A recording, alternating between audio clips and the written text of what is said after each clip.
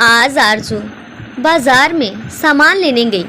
Footpath पर उसी औरत को देखा जो औरतों के श्रृंगार का सामान बेचती है। आरजू के मन में एक साथ 1000 सवाल उठ गए। अभी 5 दिन पहले ही इसके पति का देहांत हुआ है, इतनी जल्दी दुकान भी लगाने लगी। कैसी औरत है, पति से ज़्यादा पैसों से प्यार है और दिखावा तो इतना करती थी कि जाने कितना प्यार है, और न जाने क्या क्या सोचकर दिल नफरत से भर गया। फिर मन में सोचा मुझे क्या करना, लेकिन दूसरे ही पल सोचा एक बार उसे सुना तो दूं कि वैसे तो बड़ी पतिव्रता बनती है, और आरजू उसकी तरफ चल दी। आरजू को इस शहर में आए 3 साल हो गए। उसके घर के पास ही बाजार में सुषमा ठेले पर सामान बेचती है। आरजू नई थी, बाजार का ज़्यादा पता नहीं था। सुषमा से सामान लेते हुए जानकारी ली। सुषमा अपनी बात से सबको प्रभावित कर लेती थी और सामान भी अच्छा रखती थी, इसीलिए अधिकतर औरतें बाकी दुकान छोड़कर सुषमा से ही सामान लेती थी। आरजू से कोई बात करने वाला नहीं था, तो सुषमा से ही बात करके मन हल्का कर लेती। बातों बातों में उसने बताया कि मयंक उसके पति से उसने भागकर शादी करी थी, तो अब मायके और ससुराल के लोग उससे बात नहीं करते। मयंक मकान बनाने का काम करता है, 2 बच्चे हैं, खर्च ज़्यादा होता है तो मैंने दुकान लगा ली। मयंक और मैं एक दूसरे से बहुत प्यार करते हैं। वो तो काम करने को मना करता है, लेकिन परिवार भी देखना है, इसलिए मजदूरी की जगह इस काम की इजाज़त दी है। मैं थोड़ा बहुत पढ़ी भी हूँ तो हिसाब कर लेती हूँ।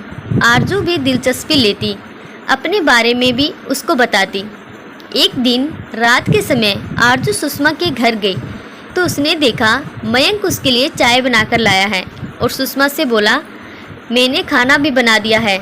आरजू को बहुत आश्चर्य हुआ कि इनमें तो आदमी में बहुत अहम होता है, पर ये घर का काम भी कर रहा है और पत्नी का साथ भी दे रहा है। सचमुच दोनों बहुत प्यार करते हैं। सुषमा उसको देखकर बोली, दीदी ठेला तो रोज़ यही लाते हैं और ले जाते हैं, और काम नहीं मिलता तब तो घर भी संभाल लेते हैं। काम करने के बाद भी बहुत मदद करते हैं। हमारी शादी को 18 साल हो गए। आरजू बोली, नज़र नहीं लगी किसी की तुझे। आज बाज़ार गई तो सुषमा का ठेला नहीं दिखा, तो पता चला उसका पति जो मकान बना रहा था वहाँ से गिर गया और उसकी मृत्यु हो गई। आरजू की आंखों में आंसू आ गए।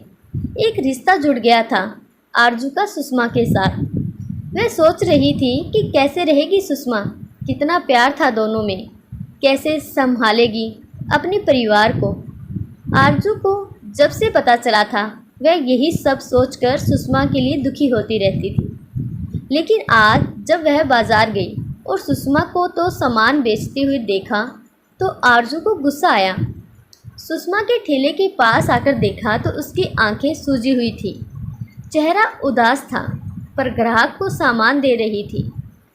जब सब ग्राहक चले गए तो आरजू को देखकर रो पड़ी, पर आरजू को वो आंसू बनावटी लगे। उसने कहा, सुषमा अभी 5 दिन भी नहीं हुए तेरे पति को गए हुए और तुझे पैसा कमाने की पड़ी है।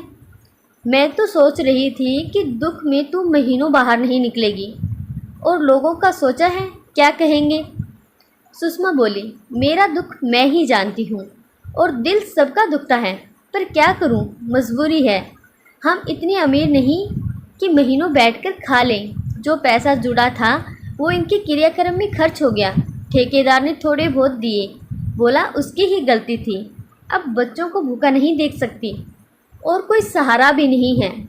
अब दीदी जिसको जो सोचना है सोचे, पर मुझे तो अपने बच्चों का सोचना है। आरजू को अपने ऊपर गिलानी हुई, क्या सोच रही थी मैं। सच है, दिल तो सबका दुखता है अपनों को खोने के बाद, पर जिम्मेदारी आंसू सुखा देती है। आरजू ने उससे माफ़ी मांगी कि ऐसे ही बिना कुछ सोचे मैं तेरे बारे में कितना गलत सोच रही थी। मुझे माफ़ कर देना सुषमा, मैं तेरी मजबूरी तो समझ ही नहीं पाई, और साथ ही कुछ रुपए दिए कि ज़रूरत पड़ेगी, और चल दी अपने काम की ओर। पर अब उसकी सोच बदल गई थी। आशा करती हूँ आपको ये कहानी ज़रूर अच्छी लगी हो। ऐसी परिवारिक कहानियाँ रोज़ सुनने के लिए प्लीज़ इस चैनल को सब्सक्राइब जरूर कीजिएगा। कहानी अच्छी लगी तो लाइक करें। कहानी को पूरा सुनने के लिए आपका बहुत बहुत